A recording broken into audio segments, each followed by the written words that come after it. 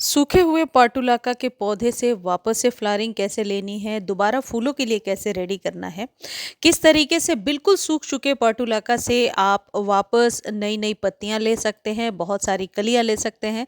आज के वीडियो में मैं आपको बताने वाली हूं कि पाटुलाका का पौधा जो कि सर्दियों में डोरमेंट हो गया था, उसे जनवरी फरवरी में किस तरीके से आप रेडी करेंगे ताकि मार्च से ये फ्लावरिंग करने लगे।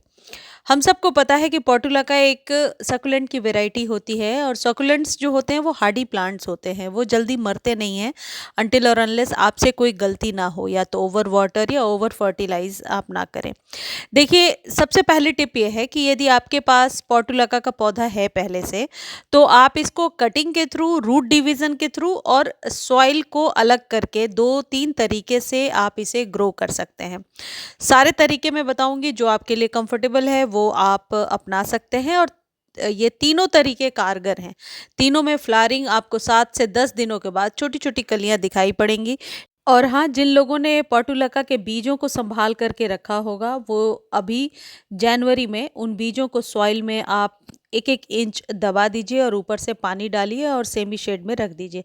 आप देखेंगे बहुत जल्दी न्यू उसमें से लीव्स निकलने लगेंगी। इसके लिए कोई बहुत ज़्यादा खाद की ज़रूरत नहीं पड़ती है। आपके पास पोर्टुलाका की देसी वैरायटी हो या हाइब्रिड, दोनों ही को उगाने का सही टाइम है। यदि आप बीजों से उगाना चाहते हैं तो एक वेल ड्रेन सॉइल बनाइए और पॉट साइज को हमेशा 5 से 6 इंच में ही रखिए, ज़्यादा गहरे पॉट को ना लें। बीजों को ऊपर से छिड़क दीजिए, थोड़ी सी पानी डालिए और सेमी शेड एरिया में रख दीजिए। बार बार पानी भी नहीं देना है। ये जो मौसम है, इसमें बीज अपने आप ही बहुत ही अच्छे तरीके से ग्रो हो जाते हैं। कोशिश कीजिए रिपॉट ना करना पड़े। जब 2-3 इंच का पॉट हो, 2-3 इंच का हो जाए वो प्लांट, तो उसी में खाद डालिए और उसी सेम प्लांटर में वो पौधा ग्रो हो जाए, तो इसकी लाइफ और बढ़ जाती है। अब देखिए, ये जो है लास्ट ईयर का पौधा है, कई बार आप लोगों ने देखा भी होगा जो पुराने व्यूवर हैं। सर्दियों में इसे संभाल कर रखा था मैंने और अभी से 10 दिन पहले इसको वापस से रीग्रो कर लिया है। तो सबसे पहली टिप ये है कि आपके पास जो पहले से पौधा है और उसमें अब आपको लगता है कि पौधे सूख गए हैं, बिल्कुल सूख चुका है, तो सबसे पहले आपको पहचान करनी पड़ेगी कि इसमें से किस पौधे को हम उगा सकते हैं और किसको नहीं। देखिए, अपने ही पौधे की किसी भी कटिंग को लीजिए। जैसे मेरे इस पौधे में कुछ स्टेम्स जो ड्राई हो रही थी, तेज सर्दी की वजह से गल रही थी, ये अंदर से वाइट है। इसको मैं चाहे जितना भी ग्रो करूं, जितने भी खाद डालूं या कुछ करूं, ये पौधा ग्रो नहीं होगा। तो स्टेम को तोड़ कर देखिए, जो स्टेम अंदर से वाइटिश नज़र आती है या येलोइश नज़र आती है, वो स्टेम कभी भी ग्रो नहीं होगी। लेकिन वहीं ये दूसरा मैं आपको स्टेम तोड़ करके दिखा रही हूँ। देखिए, ये अंदर से ग्रीन है। तो जो स्टेम तोड़ने के बाद अंदर से ग्रीनिश नज़र आती है, भले ही उसमें लीव्स हो या ना हो, वो डंडी ज़रूर ग्रो हो जाएगी, जिस तरीके से मैं आपको बता रही हूँ। मैं दोनों को एक साथ रख के दिखा रही हूँ। देखिए, ये ग्रीन है और ये वाइटिश है। तो इसको पहचानने के बाद ही आप पौधे को ग्रो करना शुरू कीजिए।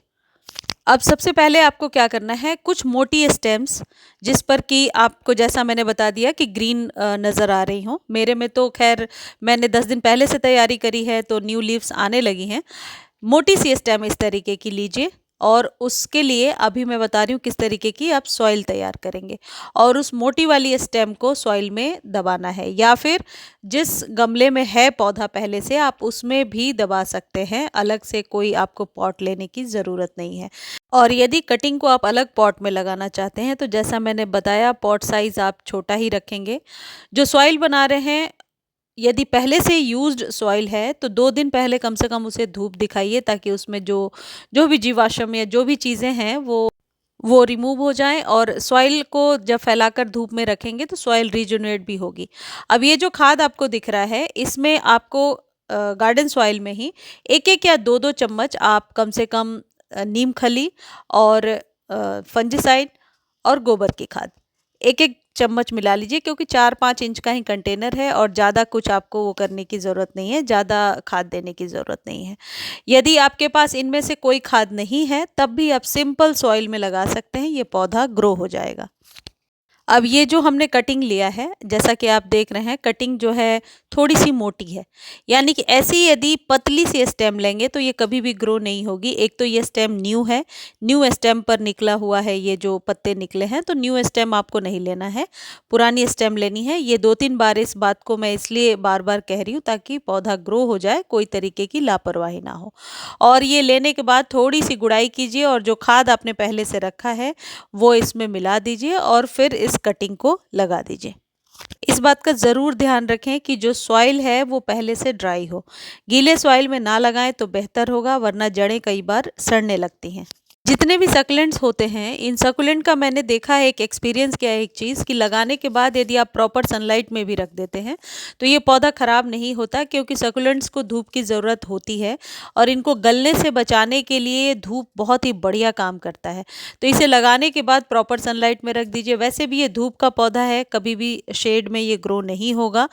तो देखिए, यदि सॉइल इस तरीके की ड्राई होती है तो बहुत आसानी से बिना किसी मेहनत के आप लगाते हैं। और इसके बाद ऊपर से पानी दे दीजिए, पानी अच्छे से दीजिए, डैब डैब करके आप इसे सुखा लीजिए, सॉरी, डैब डैब करके सॉइल को अच्छे से एडजस्ट कर लीजिए ताकि एरिएशन ना जाए, और फिर इसे प्रॉपर सनलाइट में रख दीजिए। अब एक तरीका मैं आपको बता रही हूँ कि यदि पौधा आपने पहले से लगा लिया था और वो इतना बड़ा हो चुका है तो इसको किस तरीके से बुशी बनाना है। देखिए, जब पौधा 2 से 3 इंच का हो जाएगा तो ऊपरी टिप को यूं इस तरीके से पकड़ करके पिंच कर देना है। इससे पौधा घना भी हो जाएगा और जो फ्लावर्स का जो साइज़ है वो भी बड़ा बड़ा निकल करके आएगा। तो पिंच ज़रूर करें। सारी प्रोसीजर को पूरा करने के बाद इस पौधे को प्रॉपर सनलाइट में रख दीजिए, और यदि आपके पास एप्सम सॉल्ट है तो 1 चम्मच पानी में डालिए और इसको स्प्रे कर दीजिए। बीजों के जर्मिनेशन में भी हेल्प मिल जाएगा और कटिंग भी ग्रो करने में हेल्प मिल जाएगा। इसका दूसरा तरीका ये हो सकता है कि सॉइल में ये ग्रो हो जाता है और थोड़ा बड़ा हो जाता है, तो आप रूट डिवीज़न से इसके बहुत सारे पौधे तैयार कर सकते हैं। यानी मिट्टी के पास जड़ सहित सहित निकालिए और फिर दूसरे सॉइल में दबा दीजिए, तब भी ये पौधा बहुत अच्छे से ग्रो हो जाता है। एप्सम सॉल्ट, नीम खली या वर्मी कंपोस्ट, सभी खाद को खरीदने का लिंक डिस्क्रिप्शन में दिया हुआ है, वहां से आप ले लीजिए, जेन्युइन चीज़ आपको मिल जाएगी।